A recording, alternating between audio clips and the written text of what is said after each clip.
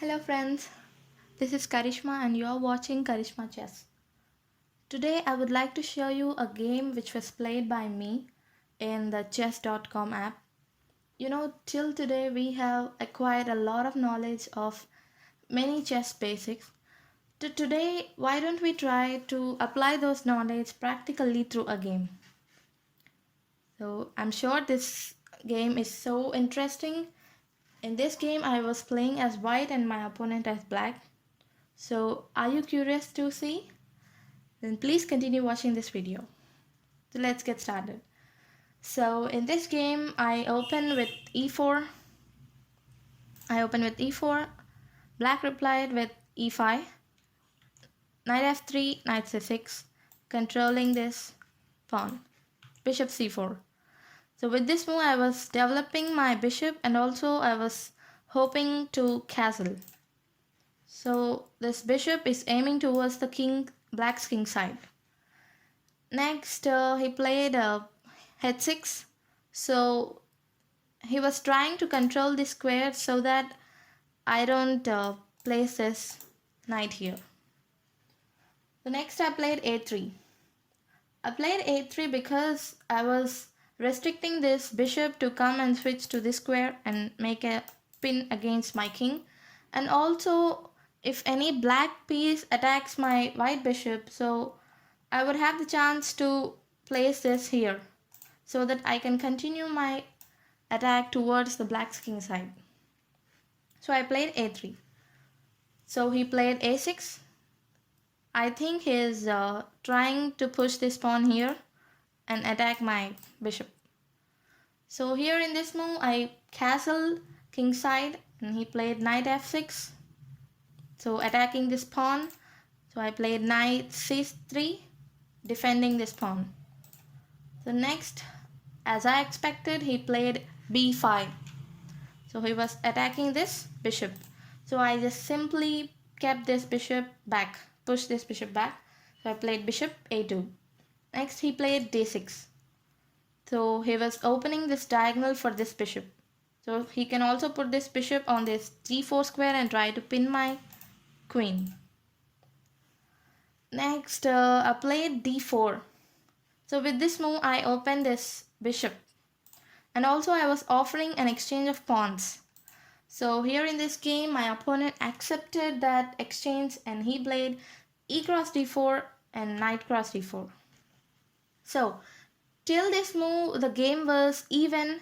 There was not much profit for white or for black. Game was equal. So here black can have a couple of chances. He could have played this knight cross knight, or he could have played this bishop here and try to castle, and next he could place this bishop here. He would have so many options. So among all that he played bishop b7. So he was indirectly pointing towards this pawn. And here at this particular moment I could just notice that his king was still yet in the center. He's not yet castled. So I would like to take advantage of that. My all pieces are well arranged and my king is in the safe side. So I was thinking to attack my opponent. So I played rook e1. So I too can have many options, like if instead of this move I could have captured this knight, or I could place this bishop here, or many more. So here I played rook e1. So I was defending this pawn and also I'm making a pin against opponent king.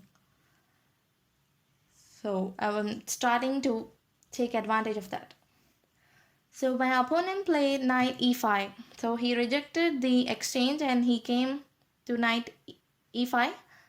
And he exposed this bishop and attacked this pawn. So there is no worry because two pieces are guarding it.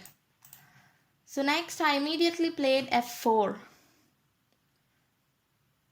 I just immediately started to attack this knight. So here this knight can have the chance to go to this d7 square, or he can go back, or he can play this g6. So instead of all that, he played knight g6.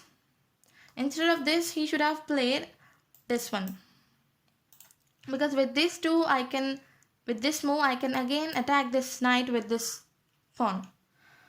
So I played e5. I was attacking this knight. So here he counter-attacked with c5. He attacked my knight. So I didn't bother much about this knight. So I simply captured this knight. So e cross knight, and there comes a discovered check. So here he could have a couple of chances, like he would keep this bishop here, then I would capture with the pawn. He could keep this knight in the middle, then too I would capture with the pawn. So here the only move is king d7. So with this move, black would eventually lose the chance of castling. So next I continued to make checks. Now I played qg4. Again I made a check to this king. So I was not allowing my opponent to take breath, because I knew that he didn't castle, and that is a great disadvantage of black. So I just wanted to take advantage of that. So I made an attack. So now here black played king c7, and now I played bishop cross f7. So I've captured this pawn, and I'm making a double attack on this knight.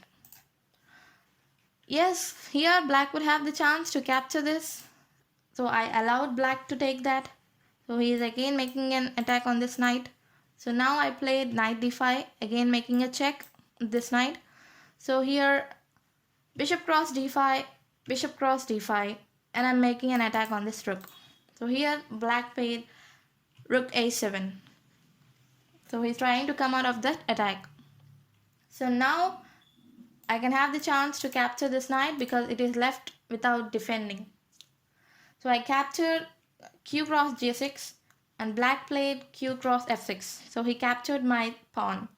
So now if I capture with queen, then pawn will capture, and there will be an exchange of queens. So at this particular moment I am ahead of 3 points. I am having a good material advantage. And here it's white's turn, so I rejected the exchange of queens, and now I played qe4. At this particular move, white had so many moves, like I could place this queen here, or here, or to this g4 square, many. So instead of all that, I played qe4. My main motto was to place this queen here. And next he played h5. I think he didn't notice this threat. And actually my attack was to come here and then to switch here and make a check. So as my plan, I played qe8. I was thinking to place this queen here and make a check. So he played unnecessary moves like this g6. I don't know why did he play this. He just wasted his moves instead of defending this move. So now I, as usual, kept check, qc6. I made a check. So now this queen has the chance to go to this b8 square or this d8 square. So in this game, my opponent plays kd8. And now it was the last move, the ultimate move. Can you just find it? Yes, it's rook e8. So the king cannot capture because it is defended by this queen. So it was a checkmate and I just won. It's nothing complex. I just followed the 3 principles calmly. Firstly, I developed my central pawns, next my pieces, and then I castled and kept my king in a safe side. After placing my pieces in a very good squares, I started attacking my opponent king. So hope you guys enjoyed, and I really do hope that you too would play such kind of interesting games. So this is it for today. Thank you for watching it.